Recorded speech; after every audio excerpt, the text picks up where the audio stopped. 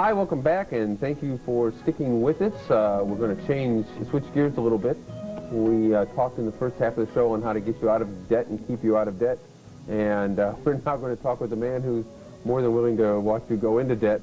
He's written a book called Gambling for Fun, and his name is Nick Rose, and he's come up here from New York City to talk with us and tell us a little bit about gambling. And is gambling fun? I mean, I've always found it to be rather frustrating and kind of painful. Well, that's kind of the point of the book. To gamble for money is really silly because the odds are against you in most of the places that you go. So if you're going to gamble, you should have a realistic expectation of what's going to happen, and you'll have a lot more fun. I know a lot of people that you see down there, their sweat's coming out of their head and their guts are twisted, or they're yelling at their wives. They're really not having any fun, and they're certainly not ahead any money.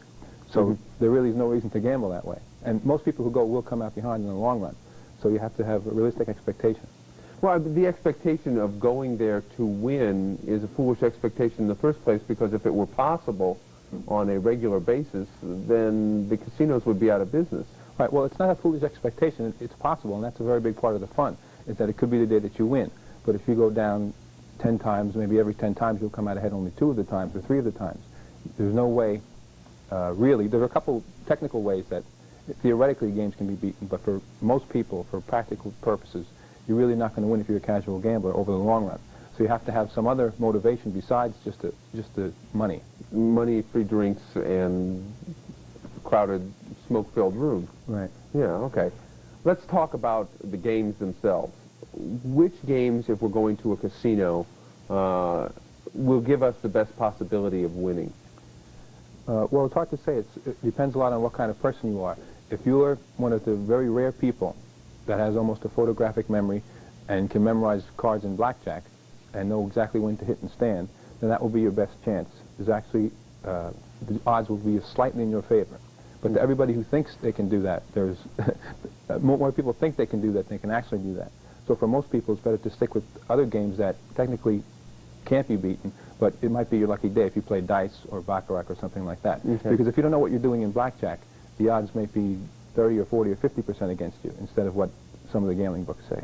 But now even the people who are relatively talented at blackjack find themselves going into casinos that are dealing out of a shoe with 5 or 6 or 7 decks. Right. Does that completely destroy the possibility of winning other than by just pure chance and luck? That in itself doesn't, but also another thing that they do is they're allowed to shuffle after every hand if they like. So then the card counters are totally disengaged, because if they shuffle after every hand, there's nothing to keep track of. There is no count. So first of all, you have to have a photographic memory, and you have to be not recognized as a card counter by the casino. That's why I think most people, it's not a practical alternative to become a card counter. And it's more work than fun if you do it that way.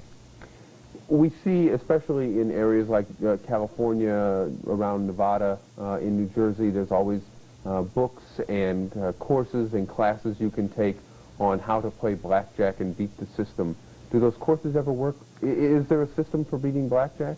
Well, I think most of the courses are a waste of money for most of the people, just like most of the gambling books and gambling advice, because the technical way I said that you could beat it, really only one person out of a million is actually going to be able to do that. So there's just certain things that you can know, and then after that you have to be lucky. If you avoid doing the really foolish things, like splitting tens. Right. That's something that can help you. But there's nothing you can do, for example, in dice or roulette or baccarat that are going to get the odds into your favor, no matter how many courses you take or how many computers you have, no matter what you do. Okay.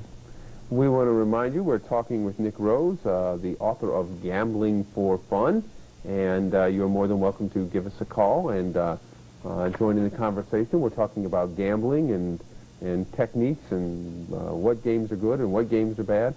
So the phone number's right there for you. Give us a call. What are the games that you just really should avoid unless you've just got lots of money to lose and you really are just there to have fun and you really have no expectation to win? Well, I like to let everyone else decide which games to play as long as they realize what the odds are against them. For example, a lottery, odds-wise, is a very bad bet. But it's a lot of fun for most people, and for $1, you can't get really much more fun. And to imagine what you'll do if you win the $15 million or $20 million. So as long as everyone fully understands what they're getting into, then I'll let them pick which games that they think they should play. The best percentage for a player might be just to play baccarat or dice on the pass line. And some of the other games have higher odds, but if you have more fun at a game where you have less of a chance, that's up to you. Craps always seems to be a lot of fun because it seems to be the sort of lowbrow end of it. I mean, you're not sitting around in a room with anyone wearing a tuxedo, and people aren't sitting calmly and rolling the dice. They're usually screaming and yelling, and Right, the most emotional game. I compare that with Baccarat, which is the James Bond game where everyone just sits and bets large amounts of money in dice. People jump up and down and kiss each other for winning $2 or $3 or $4 at a time. And the appeal of dice, I think, is that you can get, from starting with a little bit of money, bankroll that into a lot of money with only risking a little. You can lose pretty fast too, but the appeal of dice is that so many different things are happening, and it's the fastest game, and they do encourage that emotionalism in the players to hope that they'll bet more than they really should. Is there a really bad sucker bet for someone playing craps? Is there a good bet and a bad bet on? Yes, on all the bets table? in the middle of the table, they're called proposition bets, and they're generally one-roll bets. Any 7 or 12 or 2. The odds for those are much worse than if you just played on the pass line, which is with the shooter, or the don't pass line, which is against the shooter. So if you can have more fun betting on the middle, just as long as you know what you're doing, the odds could be 5 times worse in the middle as a pass line bet. So if you can have 5 times more fun, then you can bet on there, but I wouldn't recommend it. So betting a hard 6 or a hard 8, as long as you got the money to lose, it's fine, but it's probably not a real good... Right, you'd be better off investing that money on the pass line when you have a better chance, percentage-wise, to get a fair return on it. Okay. Any particular games that are just really, really bad odds? I mean, in favor of the house, where does the house make most of their money? More money is won on the slot machine than in all the casino table games combined. And yet they're certainly by far the most numerous games, most popular games. In Atlantic City, the take, which means what the casino keeps, is usually between 13% and 17%. Okay. And it can't be more than 17% by law. So the progressive machines you can have some strategies against, but mostly that's just your luck to go around and pull. And what I try to tell people who play slot machines is if they are lucky enough to win, try to change some of that coin in for paper money, and then you have less of a chance to keep playing. Right, because when you have a cup full of coins, the temptation to just pull one more time is almost irresistible for most people. So if you are lucky, try to leave instead of giving it all back. Yeah. What about comparing gambling towns? I mean, how does Atlantic City compare to Las Vegas, compare to Reno, compare to Tahoe? Well, Atlantic City has a lot less competition than Las Vegas and some of the other towns. So, but that hasn't really been true in Atlantic City. There's still many illegal bookies and a lot of illegal gambling that goes on. So that's just, people can argue that both ways. Are any of the stories that we used to hear still true about people going into Atlantic City and just running up incredible amounts of debts and having incredibly muscular guys in shiny suits come after them? And no, the muscular guys are gone, but the credit problems are still there. One of the things you have to remember about a casino is when they give you credit, they give you credit only to gamble. So they actually don't lose anything. If they give you $10,000 and win it back, they're not out any money. So that's why they're so anxious to give credit, and they can't really lose on the deal. Even if they don't collect that $10,000, they're not actually losing $10,000, not $10,000 behind. If you go to Atlantic City, you can't use credit cards, nor can you cash a check. Is that true? No. A personal check? They have cash machines all over the place for your credit cards. But I mean, in the casino, I mean, if you go to a cashier, you can't cash a check anymore. Is that, am I wrong? Well, a lot of people, when you play on credit, what it actually is a check.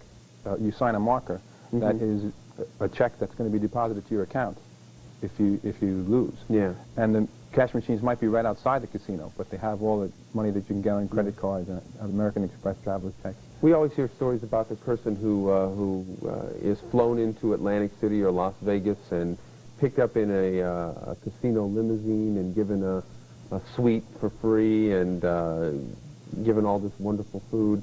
Does that happen very often? It happens a lot, but you shouldn't really be jealous of those guys because the casinos look at those as the stupidest gamblers, the ones that will probably lose the most money. Really, when they call a complimentary ticket or to a show or whatever, they give you only, as foolish as they think you are, that's as big as a gift that they'll give you.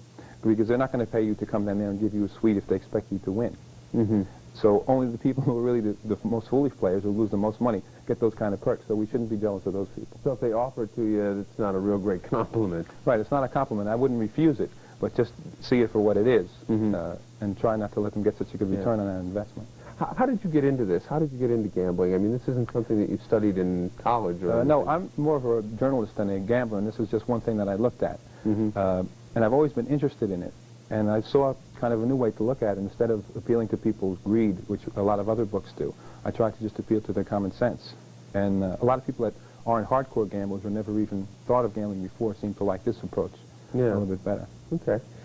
Just a reminder, we're talking once again to Nick Rose, who has written a book, Gambling for Fun, which is certainly an unusual approach to gambling. And we want to encourage you to give us a call if you have any questions about your favorite gambling game or sport. You're more than welcome to give us a call and ask a question. What about gambling on sports and on horses? Is that a good bet? Is that a good idea? Well, it's betting on sports is not really legal except in Las Vegas, so it's not a good idea for around here. But it's one of the few things that, the odds are usually set, the point spread are set by professionals. So it's almost like flipping a coin, except that you have to pay a percentage extra if you lose. So if you think you're smarter and know more about sports than the professional handicappers who set the odds in Las Vegas, you can give that a try. If you enjoy the game more, if you have a couple of bucks on it, maybe that's the way to go. What about the horses? Horses are one of the things that can be beaten, but again aren't beaten by most people. The track doesn't care who wins the race. All the money that's bet, they take a set percentage out and just split up what is left among the winners who pick the right horse. So you're not really playing against the track. You're playing against all the other players who come. So if the track keeps 17%, you have to be 17% better than all the other players that night in picking the horses.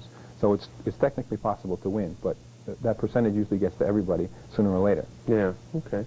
We're going to take another phone call real quickly. Hi, you're on Good Afternoon. Did you have a question? Yes, Ron, two quick questions. One, on that television course that they offer for $150 to play blackjack, I don't know if he's familiar with that. They do offer a course that you could buy just like the real estate courses and learn how to play blackjack.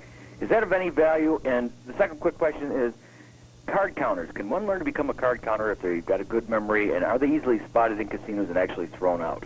Okay. Okay, thanks. Thank you.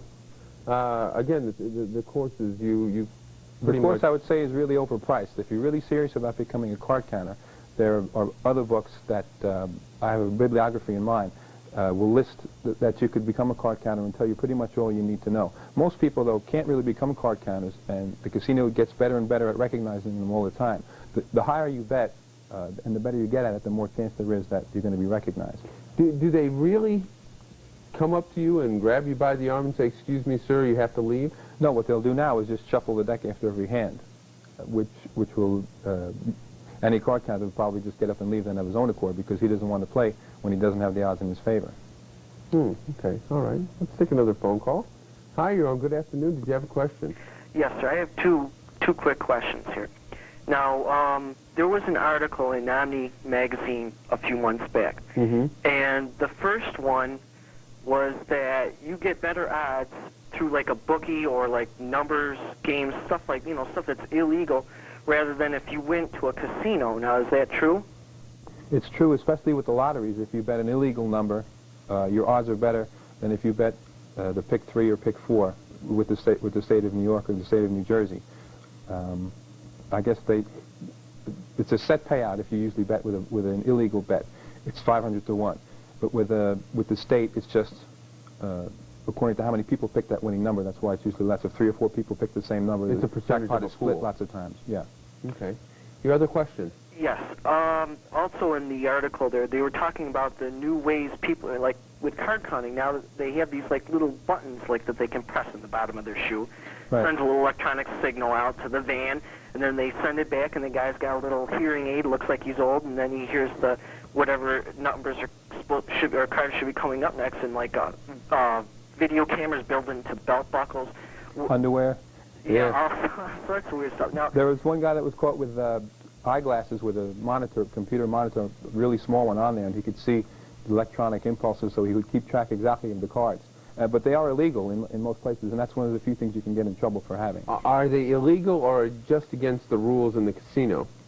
Well, they can ask... I mean, can you be arrested or can you just be asked to leave? They're prosecuting at least one person that I know of now who uses it in Las Vegas. I don't know what the outcome will be. Huh. So you have to be careful with that. Okay. Is it still possible? I mean, when you've got seven decks or 5 decks, is it possible to beat them? Yes, it's still possible. It's just harder to keep track of it. Okay. And the times it will help you, it won't help you every time. If you're keeping track, you may very well be keeping track, learning that now is a bad time to bet a lot of money. Yeah.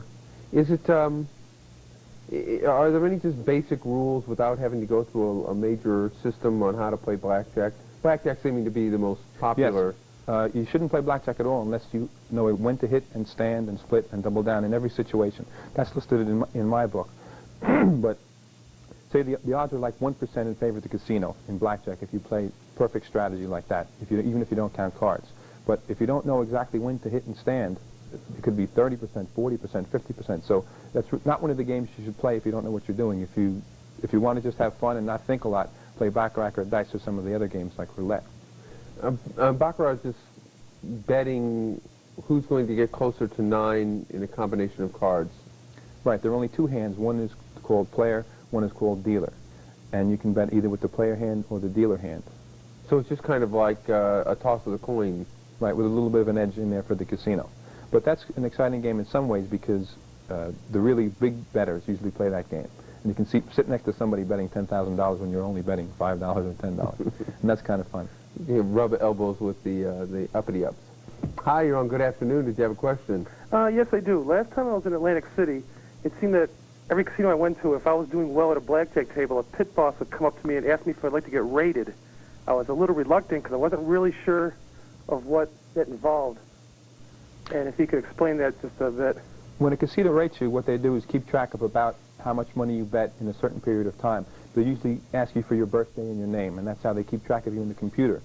And that's how they also decide what kind of marketing things to give you, like a free dinner or a free room. They might put you on a mailing list to get you back and try to build your loyalty to that casino. There's nothing really to be afraid of. Okay, thank you.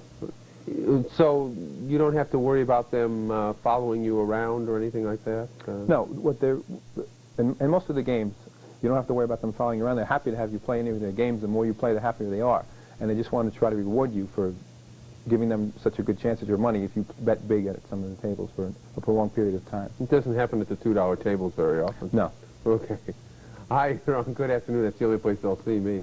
Hi, you're on Good Afternoon. Did you have a question? Yeah, I'm addicted to One Armed Bandits, and I was wondering what he could tell us about the payoff. Am I right in that the sound sometimes tells you, or could he tell me something about it? I don't know anything about the sound telling you, but I do know that the higher denomination machines give you better odds than the lower denomination machine. So you're better off playing the dollar machine than the quarter machine? Well, if you're playing 4 quarters at a time, you're better off playing the dollar machine. You're still at a disadvantage even at the dollar machine. Because a nickel machine takes up the same space as a dollar machine, so they have to take a much bigger percentage of the nickels to make that machine pay for itself. Okay. So if you're putting in 5 nickels at a time, you're better off putting in 1 quarter at a quarter machine in most cases. But they'll never tell you which machines are paying off the best and which aren't. It's a very closely held secret. That's just a general rule. The higher denomination machines generally pay out the best. Is there any way to beat the slot machines that, again, isn't going to take a major team? I mean, is there a way to select a machine? Some people say if you drop in a coin, pull it once, and you don't win, go to the next machine. Are any of those systems Well, not really, viable? because I don't understand if they hope the next machine will recognize them or they might think there's somebody else. The only thing that has some validity, if you wait a really long time, some people say just wait and watch when somebody loses and then use that machine because it's due. Over a short period of time, that's really not true. But if you watch the machine for a long period of time, days maybe, and it hadn't paid out a certain percentage of what was put in, then it might be a little bit true that if you stuck with that machine, you'd be more likely to win than at another machine. But I don't think at any time the odds would be with you. You just have to hope that you're going to be lucky and have the foresight to leave afterwards. Yeah, that takes a great deal of work, though, to stand there and watch the machine for a while. Yeah, and it takes away a lot of the fun. And I don't think it gives you that much of an edge that it's worth doing. Mm-hmm. What's your favorite game? I like dice the best because it is the most exciting. And with the way I play, I use a progressive system that if I win, I bet a little bit more on the next roll. So if the dice are cold, I just keep making a minimum bet and don't lose that much. But when the dice do get hot, as they do sometimes, I can cash in and make a lot of money. Mm-hmm. What's the most you've ever won? Well, I've won in the thousands, but The Not very IRS often. doesn't watch Good Afternoon, so you can go ahead and be honest. I keep good track of what I win and what I lose. And the trick is just not to lose too much on the days that you lose. If it's not your lucky day, don't lose so much that even if you win the next time and it is your lucky day, you're just going to come out even. Try to cut your losses to a minimum and let your profits run. In your research, I won't make it this quite so personal, but in your research, have you met anybody who's just lost their teeth on this one? At dice? Yeah, on anything. I mean, Oh yeah, there's lots of sad stories. The people go to Las Vegas. Lots of times it's people who've never gambled before and said they wouldn't even like it. That get bit by the bug the hardest, it seems. Yeah. But there's lots of, that's one of the sad things about gambling, even with playing the lottery. People who can afford it the least lots of times play it the most. Yeah. Real quickly, where do you like to play the best? I mean, what's your favorite casino, favorite city? Well, I like resorts down in Atlantic City. I know it's changing owners now. Merv Griffin will be taking over. But I just like the feel there. Oh, good. Zsa may stop by. That's right. Okay, all right. We've been talking with Nick Rose, and of course he's written Gambling for Fun. It's a great little book. It's really fun to sit down and read about his opinions and his ideas on how to gamble and enjoy it a little bit. Well, of course, you'll have to take your bottle of Pepto-Bismol along. But that's about all the time we have for Good Afternoon, and we want to thank Nick for dropping by.